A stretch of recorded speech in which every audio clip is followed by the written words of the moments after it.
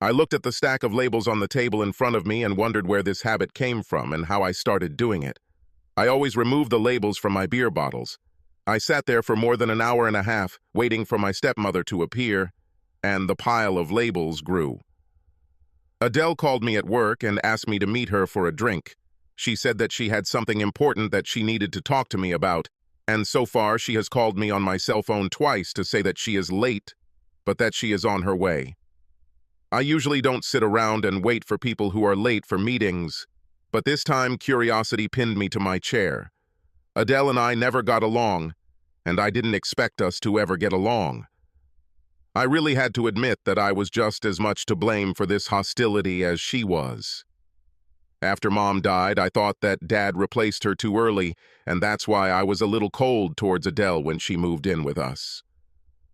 For her part, Adele was too bossy for someone new in the house, and for the two teenagers who lived there.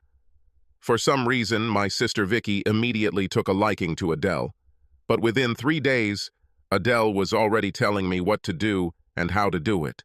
It's something you just can't do with a naturally rebellious teenager who's still grieving the loss of her mother. And it never got better. I went to college on a football scholarship and almost never returned home. Spring break, holidays, summer vacation. We're all spent somewhere else, and if my dad wanted to see me, he had to come see me because I wouldn't go home if Adele was there. He visited me and tried to mend the relationship. It was just as hard for Adele to get into this situation as it was for you when you were there. She has good intentions and works hard. Try to meet her halfway. He never understood that there were two problems: Adele and the fact that I never forgave him for his obscene, at least for me, haste in replacing my mother. I graduated from school, got a job, met a girl, and got married, and more to please Sandra than for any other reason. I made an effort to maintain family ties with Dad and Adele. It wasn't that difficult since I was no longer living with them, but Adele and I never managed to overcome the armed truce. And now, out of the blue, she wanted to meet me for a drink.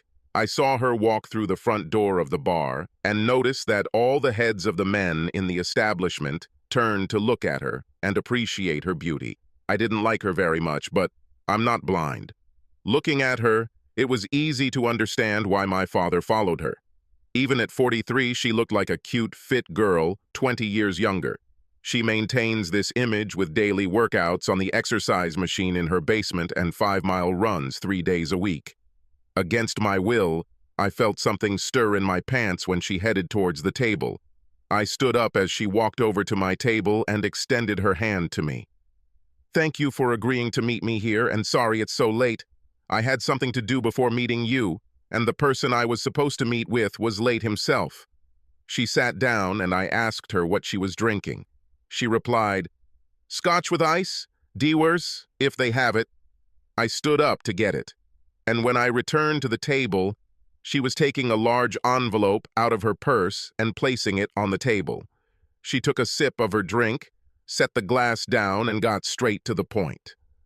"I have a serious problem, and I'm trying to figure out what to do about it.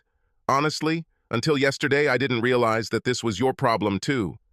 "And my problem too?" "Yes. Before I get to that, I need to clear things up, so to speak. First of all, I know you don't like me, and it might surprise you that I completely understand that. But your father was the best thing that ever happened to me, and I wasn't going to let him go. I wasn't going to wait a year or two and risk him finding someone else. This is not the case now, and I will never apologize for it. Next, you must understand that I love your father completely and irrevocably, and no matter what happens, I have no intention of losing him to someone else or throwing his worthless ass out onto the street." Adele saw the expression that appeared on my face and said, "Yes, I just said in the same sentence that I love your father and that he is worthless. This brings me to our problem. Your father is having an affair. Why is my father's affair my problem? He's having an affair with Sandra." "What? You must be joking." "I wish it were like this." She pushed a brown envelope towards me. "The reason I was so late is because I had to meet with the private investigator I hired to pick it up. They're actually quite frank.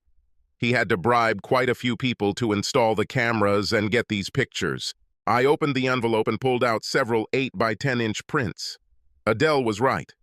They were very frank. In the photo, Sandra was having dirty sex with my father in different positions and in different places.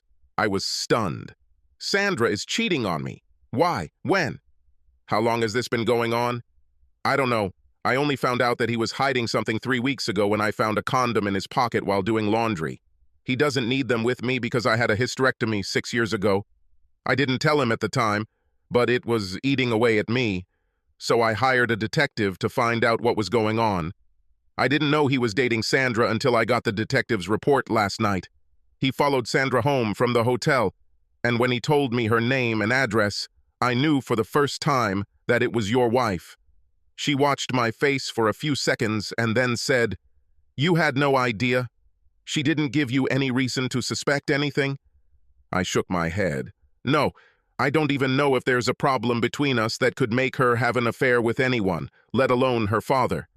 "Yes, well, he is like that, or rather they are like that. The reason I asked you to meet me here was so that we could discuss what would happen next." "What do you mean?"